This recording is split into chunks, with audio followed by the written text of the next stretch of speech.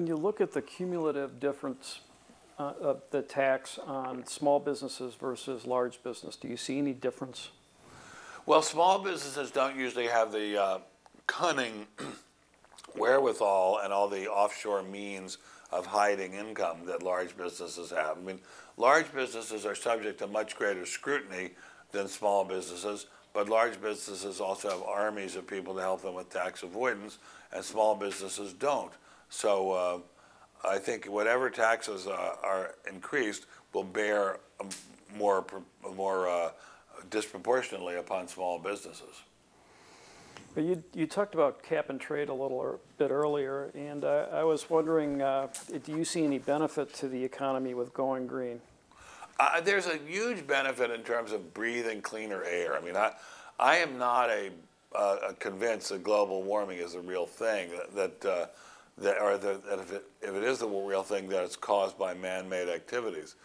But I'm certainly convinced that in this city, every day, hundreds of thousands of tons, if not millions of tons, of particles are put up in the air, and then I breathe them, and you breathe them when you're visiting, and my wife breathes them, and our dogs breathe them, and our cats breathe them, and our son breathes them, his incredibly beautiful wife breathes them, and that's bad stuff. So that's a benefit if we can get some of that out of the air.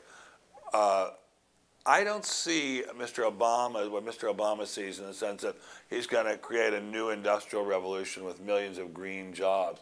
The green power world is not that labor intensive. I mean, you put out these big solar collectors and then it's done. You don't have to do anything more to them for years.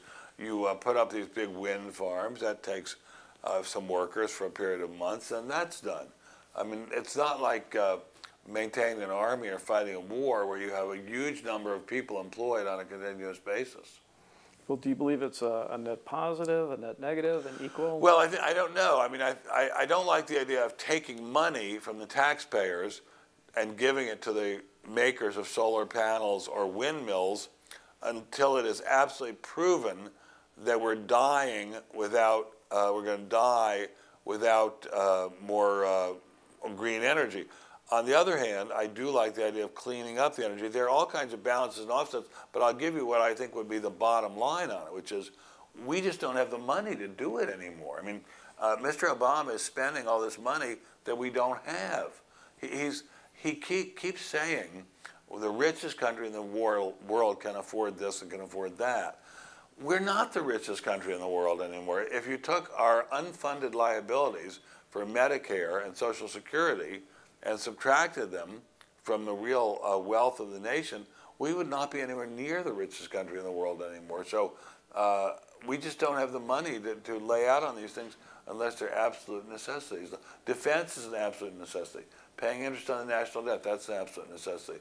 After that, I think eventually everything is going to be on the cutting board. Well, would you find yourself a proponent of mining more of natural energy resources like natural gas and petroleum? Oh, I am a huge fan of the fossil fuel industry. I think they've gotten a bum rap. I don't know why we attack the oil companies. I don't know why we attack the natural gas companies. Oil is an incredibly efficient fuel. It's a legal product. It's produced in a legal way. It's the companies that make it and refine it and distribute it and sell it are owned by Americans. They employ Americans. They're not bad people, and we love them a lot. Why we as a nation and as a government go after them so viciously, I have no darn clue. It's just something deeply psychotic in the political process, because there's nothing wrong with the oil companies. They haven't done anything wrong. Yes, I would like to see more green power because, as I said, I don't want to breathe in all these particles. That's fine. They can make gasoline that's very, very clean burning. They can make natural gas that's incredibly clean burning. I don't see why we need to go after fossil fuels. I mean, fossil fuels are an incredibly great invention. And, I may say, if I may, people say, oh, we'll go with clean nuclear power. Nuclear power produces residue that is lethally radioactive for 50,000 years. That's not clean energy. Well, wouldn't it seem counterintuitive to national security to be importing fuel and putting money into the Middle East. It is counterintuitive. On the other hand, that money is almost all recycled back into U.S. bonds. I mean, they're not spending all that money on Hermes bags and Gucci bags and Ferraris. Most of it is recycled back into U.S. bonds. A very large amount of the energy Americans consume is consumed in America, and more of it should be consumed in America. Should be produced in America. But I mean, I don't like the idea of paying all this money to Middle Eastern countries, many of which hate us.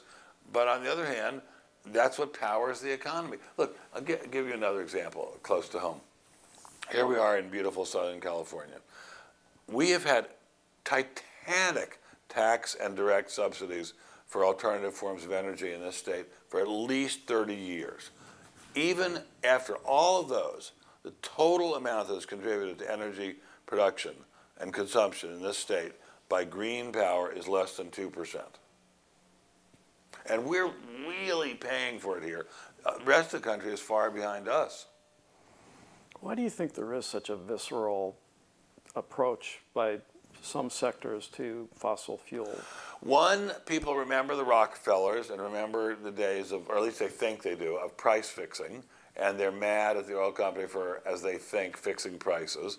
Although, in fact, the last successful prosecution for price fixing in the oil industry was close to 100 years ago. So that's not happening now. I think there's a kind of psychological something going on in the sense that the Democratic Party and a lot of the academic circles are run by nerdy, scared little people, and they're angry at the big balls-out cowboys. They're thinking, wow, here I am stuck in my cubicle, worried about whether I'll be able to pay my rent and whether or not my daughter can have ballet lessons. And there are these big strapping cowboys out there riding around in Cadillacs with steer horns on them, and they have millions to throw around. We hate them. A lot of it is envy and hatred. Hatred and envy are basically the same thing. I think it's largely a psychological matter. It doesn't make any sense as a matter of rational calculation. Do you see a point where private industry can make too much money? No, there's no such thing as private industry making too much money. I mean, I think for companies that are bailed out by the taxpayers, like the banks, and would not exist were it not for the fact that the taxpayers had stretched out their hands to rescue them, for those people to be getting huge bonuses when they've just recovered from a near-death experience by the grace of the taxpayers is a slap in the face of the taxpayers. But it gets far worse than that, Jeff. It's far worse than that. Because what is not widely realized is that this recession that we're now still in, still very much in, is man-made. It was not a mistake by nature. It was not a hurricane. It was not an earthquake. It was not a typhoon. And it was not made by mistakes in the Federal Reserve or at the Treasury. It was made by manipulations on Wall Street involving housing securities. The big Wall Street banks put together these enormous amounts of housing securities, bundles of mortgages. At the same time they were making them, they knew they were crummy, fragile, not very good properties, and they sold them short. And they sold them short in titanic amounts. And this is what created the recession. This is what created the panic that swept through Wall Street when these companies, even the ones that were doing the short selling, they did so much of it that they destroyed their own companies. And so they're like little kids playing with matches. They burned down their own house. But they were bailed out, and the short side of the transactions made a huge amount of money. Some of the people working with the short side made unimaginable amounts of money, but the panic they generated gripped the throat of America and made Americans terrified to buy, borrow, invest, spend, and that is what's still gripping this country.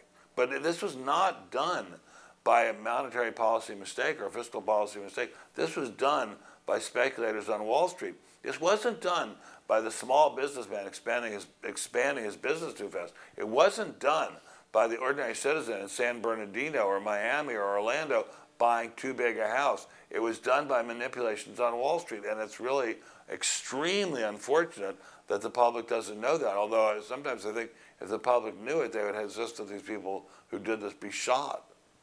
Sounds like Ben Stein's a free market.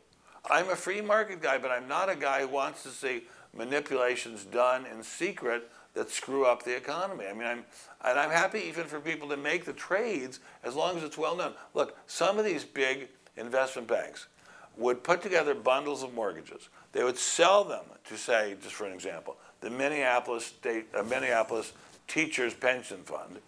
They would then go out and sell it short the same day or the day after, or maybe the day before, and they would buy credit default swaps, which were in essence a way of selling the thing short, only they could sell 100 times the amount of the instrument short. So these buyers who are buying from the firms with the big fancy names were being ripped off mercilessly.